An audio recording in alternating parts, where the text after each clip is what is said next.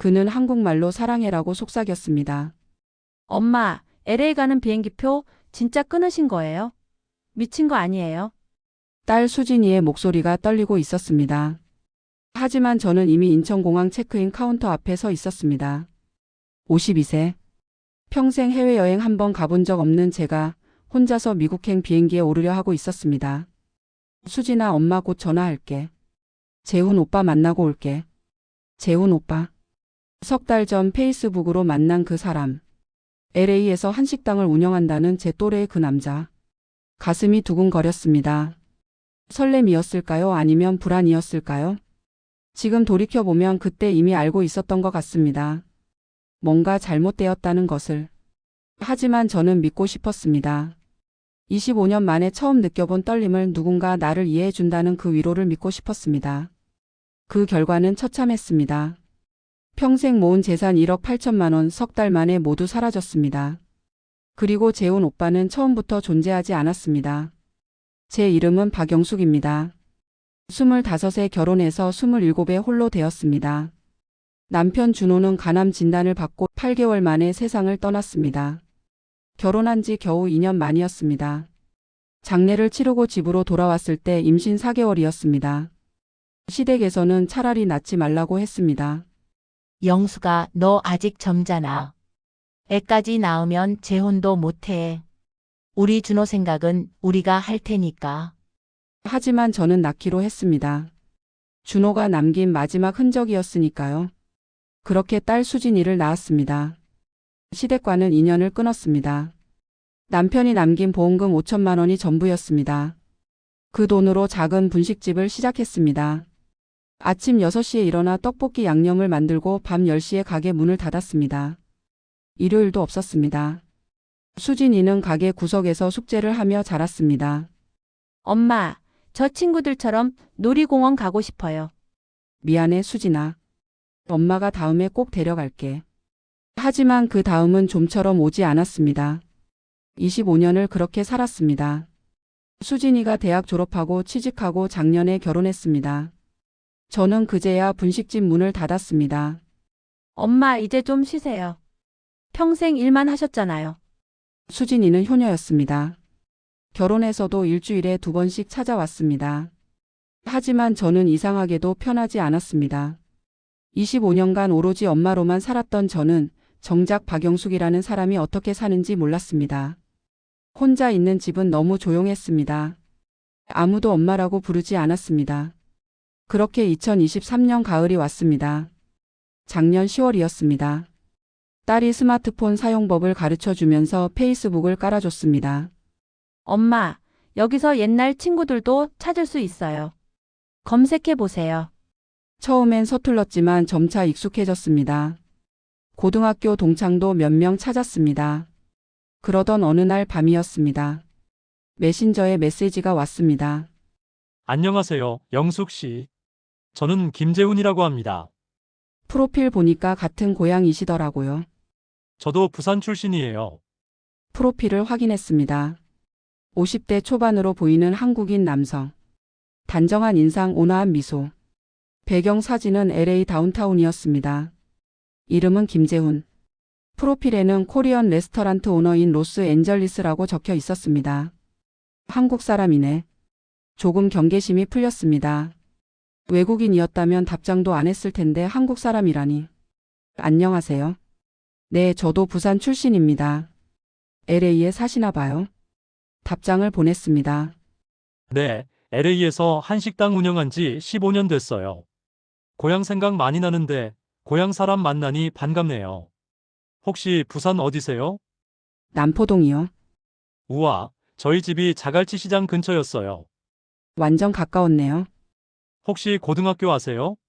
제가 거기 나왔는데요. 진짜요? 저는 3년 선배예요. 세상 참 좁네요. 그날 밤 우리는 1시간 넘게 고향 이야기를 나눴습니다. 자갈치 시장 이야기, 광복동 이야기, 해운대 이야기. 어릴 적 기억들이 주르륵 떠올랐습니다. 이상하게 마음이 편했습니다. 재훈 오빠는 매일 연락했습니다. 영숙 씨, 오늘 하루는 어땠어요? 날씨가 추워졌는데 감기 조심하세요. 오늘 식당에서 부산식 돼지국밥 끓였는데 영숙 씨한테 한 그릇 갖다 드리고 싶네요. 소소한 일상 이야기들이었지만 저는 그게 좋았습니다. 일주일쯤 지났을 때 재훈 오빠가 제 사정을 물었습니다. 영숙 씨는 결혼하셨어요? 저는 일찍 남편을 잃었어요. 딸 하나 키우느라 재혼도 못하고. 아, 힘드셨겠어요. 혼자서 아이 키우는 게 얼마나 어려운데. 오빠는요? 저도 7년 전에 아내를 잃었어요. 교통사고였어요. 그 뒤로 혼자 살고 있어요. 아이는요? 아들이 하나 있었는데 아내랑 같은 사고로 둘 다 떠났어요. 목소리에 깊은 슬픔이 묻어났습니다. 그 뒤로 일만 하면서 살았어요. 그래야 정신을 붙잡을 수 있더라고요. 영숙 씨도 그랬죠? 네, 저도 일만 하면서 살았어요. 우리 참 비슷하네요. 둘 다 너무 일찍 사랑하는 사람을 잃고. 그날 밤 처음으로 영상통화를 했습니다. 화면에 나타난 재훈 오빠는 사진보다 더 인상이 좋았습니다. 우와, 영숙 씨 목소리 참 좋네요. 부산 사투리도 그대로고. 오빠도 사투리 쓰시네요. 그럼요. 아무리 미국 살아도 고향 말은 안 잊어지죠. 재훈 오빠는 정말 한국 사람 같았습니다. 말투도 억양도 표정도 모두. 배경으로 보이는 거실도 깔끔했습니다. 벽에는 한국 풍경 사진이 걸려 있었고 책장에는 한국 책들이 꽂혀 있었습니다. 고향 떠난 지 오래됐지만 집에서는 최대한 한국처럼 살려고 해요. 그래야 덜 외롭거든요. 그의 말이 가슴에 와닿았습니다. 2주가 지나자 재훈 오빠와 저는 거의 매일 통화했습니다. 시차 때문에 주로 새벽에 통화했습니다.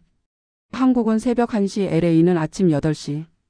영수가 오늘 식당에 손님이 별로 없어서 일찍 끝났어. 통화할 수 있어? 오빠는 어느새 반말을 했고 저도 편하게 받아들였습니다. 네, 오빠.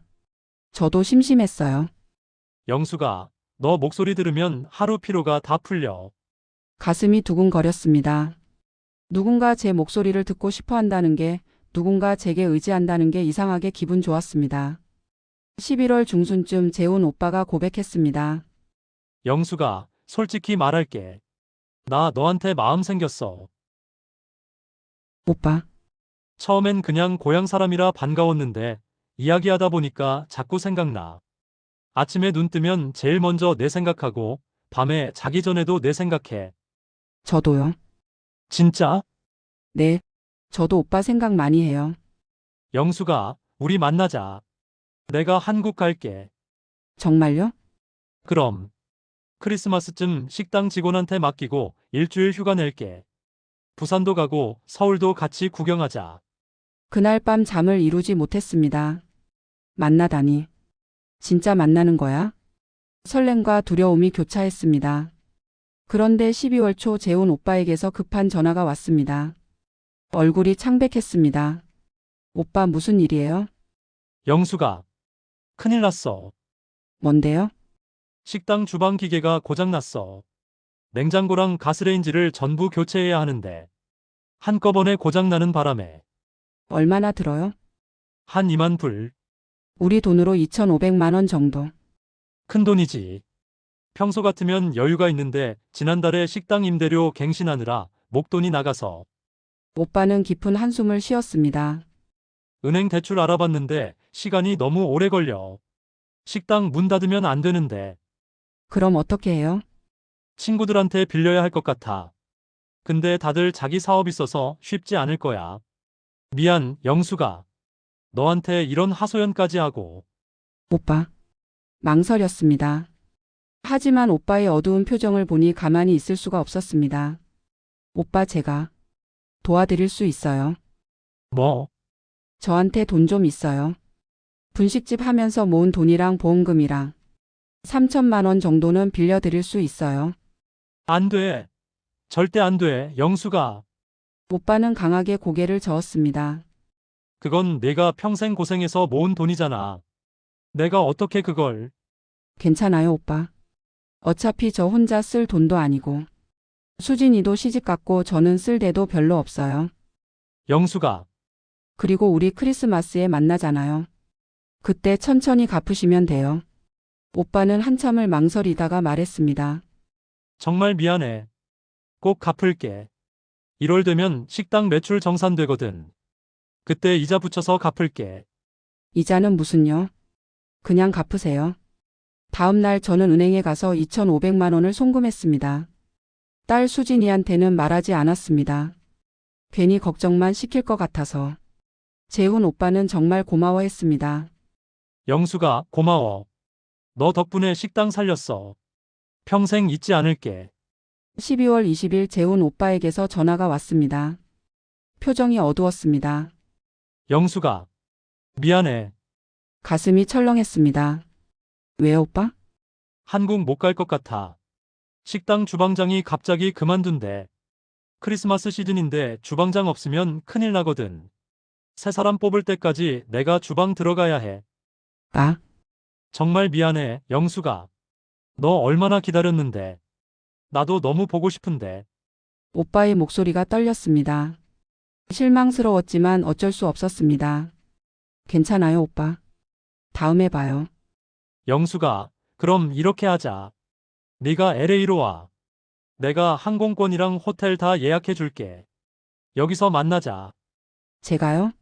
미국으로요? 응. 넌 시간 되잖아. 일주일만 다녀와. 내가 LA 구석구석 다 보여줄게. 그리고 오빠가 잠시 말을 멈췄습니다. 솔직히 말하면 나 너랑 결혼하고 싶어. 진지하게 생각 중이야. 심장이 멈추는 것 같았습니다. 오빠, 우리 나이에 뭐 오래 연애할 것도 없잖아. 서로 마음 있으면 같이 사는 거지. 내가 LA 와서 여기 생활 적응되면 함께 살자. 눈물이 났습니다. 25년 만에 처음으로 누군가 제게 청혼을 했습니다. 오빠, 제가 생각할 시간 좀 주세요. 그래, 천천히 생각해. 일단 1월에 LA 와서 나도 보고 여기 생활도 구경해봐. 그리고 결정해. 12월 말 재훈 오빠에게서 다시 연락이 왔습니다. 영수가 또 문제가 생겼어. 무슨 일인데요? 식당 건물주가 갑자기 임대료를 올린대. 한 달에 500만 원씩. 계약서에는 그런 내용 없었는데 자기 마음대로 올리는 거야. 그럼 계약서 보여주고 항의하면 되잖아요. 그게 미국은 한국이랑 달라. 건물주 권한이 엄청 세거든. 법적으로 싸우면 시간도 오래 걸리고 변호사 비용도 만만찮아. 차라리 그냥 내는 게 나을 것 같아. 그럼 돈이 얼마나 필요해요? 3개월치 선불로 내래. 1,500만 원 정도. 아, 그리고 새 주방장 채용 비용이랑 비자 처리 비용까지 하면 2천만 원쯤 될 것 같아. 또 돈 이야기였습니다. 조금 이상했습니다. 하지만 오빠는 간절했습니다. 영수가 미안해. 내가 또 이런 부탁을. 1월에 네가 오면 다 갚을게. 아니, 그냥 우리 결혼하면 내 돈이 따로 있겠어. 영수가 믿어줘. 조금만 더 버티면 다 잘 될 거야. 망설였습니다. 하지만 결국 2천만 원을 또 보냈습니다. 이번엔 딸 수진이 명의로 만들어뒀던 적금을 깼습니다. 1월에도 문제가 생겼습니다. 영수가 식재료 업체한테 돈을 갚아야 하는데 또 1,000만 원. 2월에는 직원 급여 문제. 또 800만 원. 저는 계속 송금했습니다. 조금만 더 참으면 오빠를 만날 수 있어. 통장 잔고가 빠르게 줄어들었습니다. 평생 모은 1억 8천만 원 중 1억 5천만 원이 사라졌습니다. 딸 수진이가 전화했습니다. 엄마, 제 명의 적금도 깨셨어요? 무슨 일이에요? 아, 그거? 엄마가 좀 급한데 쓸 일이 있어서. 대체 뭐에 쓰시는 거예요? 엄마, 혹시 사기 당하시는 거 아니에요? 무슨 소리야? 엄마가 그렇게 바보 같아 보여? 화를 냈습니다. 사실은 저도 불안했습니다. 하지만 인정하고 싶지 않았습니다. 3월 초 저는 결심했습니다. 직접 가자. 더 이상 못 기다리겠어. 재훈 오빠에게 말했습니다. 오빠, 제가 다음 주에 LA 갈게요. 진짜? 좋아. 내가 공항에 마중 나갈게. 우리 드디어 만나는 거야. 항공권을 샀습니다. 왕복 150만 원. 딸에게는 말하지 않았습니다. 어차피 반대할 게 뻔하니까. 3월 15일 인천공항. 평생 처음 타보는 국제선 비행기. 평생 처음 가보는 미국. 떨리는 마음으로 출국장을 통과했습니다. 12시간의 비행 끝에 LA 공항에 도착했습니다. 재훈 오빠에게 전화했습니다. 오빠, 저 도착했어요. 어디서 만나요? 아, 영수가. 미안. 지금 식당에 급한 일이 생겨서. 택시 타고 식당으로 와. 주소 보낼게. 조금 실망스러웠지만 이해했습니다. 바쁘실 수도 있지. 곧 만나면 되니까. 택시를 탔습니다. 기사에게 주소를 보여줬습니다. 코리아타운, 이 주소로 가주세요. 40분쯤 달려서 도착한 곳은 LA 코리아타운이었습니다. 한글 간판들이 즐비했습니다. 재훈 오빠가 보낸 주소는 코리아타운 플라자 근처였습니다. 여기요. 택시에서 내렸습니다. 주변을 둘러봤습니다. 한식당들이 여러 개 보였습니다. 재훈 오빠에게 전화했습니다. 연결되지 않았습니다. 메시지를 보냈습니다. 읽지 않았습니다. 1시간을 기다렸습니다. 2시간을 기다렸습니다. 여전히 연락이 없었습니다. 주변 한식당을 찾아다녔습니다.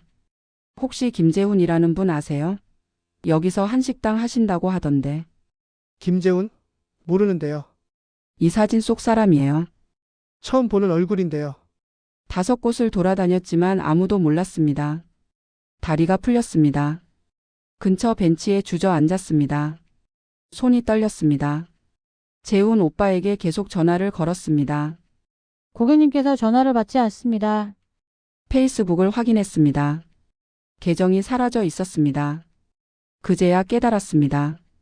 김재훈은 존재하지 않았습니다. 정신을 차려보니 밤 10시였습니다. 호텔도 예약하지 않았습니다. 근처 모텔을 찾아 들어갔습니다.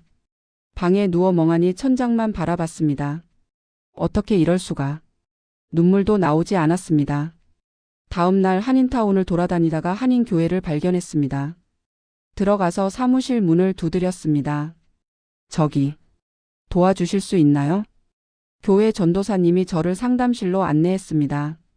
모든 이야기를 했습니다. 전도사님은 깊은 한숨을 쉬었습니다. 이런 로맨스 스캠이네요. 요즘 정말 많아요. 특히 한인 중년 여성들이 타깃이에요. 로맨스. 스캠이요? 네. 사랑하는 척하면서 돈을 뜯어내는 사기 수법이에요. 주로 동남아나 아프리카 조직들이 한국인 행세를 하면서 그럼 재훈 오빠는 한국 사람도 아닐 거예요. AI로 음성 변조하고 사진은 인터넷에서 훔친 거고. 모든 게 무너졌습니다. 일주일 뒤 저는 빈손으로 한국에 돌아왔습니다. 인천공항 도착 게이트에 딸 수진이가 서 있었습니다. 엄마, 수진이가 달려와 저를 안았습니다. 엄마 괜찮아요? 오빠한테 들었어요. LA 갔다 오셨다고. 미안해, 수진아. 울지 마세요, 엄마. 이제 괜찮아요. 하지만 괜찮지 않았습니다. 1억 8천만 원이 사라졌습니다. 평생 고생해서 모은 돈 전부였습니다. 수진이 부부가 경찰에 신고했지만 소용없었습니다. 해외 사기라 수사가 어렵습니다. 게다가 자발적으로 송금하셨기 때문에 변호사 상담도 받았지만 마찬가지였습니다. 가해자 신원이 특정되지 않으면 법적 조치가 불가능합니다. 수진이가 한국사이버 성폭력 대응센터를 통해 로맨스 스캠 피해자 모임을 찾아줬습니다. 첫 모임에 참석했을 때 8명의 여성이 있었습니다. 모두 40대, 60대였습니다. 한 분씩 이야기를 들었습니다. 58세 김씨. 저도 페이스북으로 만난 한국계 미국인이었어요. 투자 사기까지 당해서 2억 5천 날렸어요. 51세 이씨. 저는 카톡으로 만난 재미교포였어요. 아들 수술비라며 1억 3천. 46세 최씨. 이혼 후 만난 사람이었어요. 사업 자금이라고 9천만 원. 모두가 저와 비슷했습니다. 외로움, 설렘, 믿음, 배신. 한 분이 말했습니다. 제일 힘든 건 돈보다 마음이에요. 내가 느꼈던 그 설렘이, 그 사랑이 모두 거짓이었다는 게. 맞습니다. 돈보다 더 아픈 건 제 감정이 완전히 이용당했다는 사실이었습니다. 상담사가 충격적인 이야기를 들려줬습니다. 로맨스 스캠은 대부분 조직적으로 운영됩니다. 주로 가나, 나이지리아, 필리핀 등의 콜센터처럼 운영되는 사기 조직이 있어요. 그럼 재훈 오빠는 한국 사람도 아니고 실제 존재하는 인물도 아닐 가능성이 높아요. AI 음성 합성 기술로 한국어를 유창하게 구사할 수 있고 영상 통화도 딥페이크나 배우를 고용해서 그럼 제가 본 건 전부. 네. 전부 연출된 거예요. 상담사가 컴퓨터를 켰습니다. 재훈 오빠 사진을 검색했습니다. 같은 사진이 여러 사이트에서 나왔습니다. 다른 이름들로. 마이컬 킴 데이비드 파크 잔리. 이 사진은 한국계 모델의 프로필 사진이에요. 본인도 모르게 도용된 거죠. 수십 개 스캠 사례에서 같은 사진이 쓰였어요. 모든 게 거짓이었습니다. 1년이 지났습니다. 돈은 돌려받지 못했습니다. 수진이 부부가 생활비를 보태주고 있습니다. 마음의 빚이 큽니다. 하지만 조금씩 일어서고 있습니다. 심리 상담을 받으면서 피해자 모임에 참석하면서 제 잘못이 아니라는 걸 조금씩 받아들이고 있습니다. 그리고 이제는 다른 피해자들을 돕고 있습니다. 피해자 모임에서 새로운 분들을 상담하고 경찰 신고를 도와주고 법률 정보를 공유합니다. 제 아픔이 누군가에게는 경고가 되고 누군가에게는 위로가 되기를 바랍니다. 이 글을 읽는 당신께 특히 저와 같은 중년 여성이라면 제발 제 이야기를 기억해 주세요. 로맨스 스캠의 위험 신호. SNS로 먼저 접근하는 한국계 외국인. 지나치게 빠른 감정 표현과 결혼 이야기. 만나자는 약속을 계속 미루기. 긴급한 상황을 만들어 돈 요구. 한 번 송금 후 계속되는 추가 요구.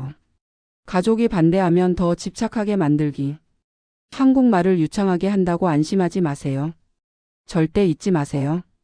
한 번도 만나지 않은 사람에게 절대 송금하지 마세요. 가족이나 친구가 의심하면 귀 기울이세요. 급하게 돈을 요구하면 99% 사기입니다. 진짜 사랑은 돈을 요구하지 않습니다. 한국말 잘한다고 한국 사람이라고 안심하지 마세요. 외로움은 제가 아닙니다. 사랑받고 싶은 마음도 잘못이 아닙니다. 하지만 그 마음을 노리는 악한 사람들이 있습니다. 도움이 필요하시면 경찰청 사이버 안전국 182, 금융감독원 1332, 한국사이버 성폭력대응센터, 로맨스 스캠 피해자 모임. 혼자 고통받지 마세요. 당신은 혼자가 아닙니다. 2024년 3월 한때 김재훈을 사랑했던 박영수. 이 이야기는 실제 로맨스 스캠 피해 사례를 바탕으로 재구성했습니다. 매년 수천 명의 한국인이 같은 피해를 당하고 있습니다. 부디 주변 분들과 이 이야기를 나눠주세요. 당신의 어머니, 이모, 고모, 친구가 피해자가 되지 않도록. 위 이야기가 공감이 되셨다면 따뜻한 응원과 댓글 부탁드립니다. 다음에 조금 더 공감할 수 있는 좋은 내용으로 찾아뵙겠습니다.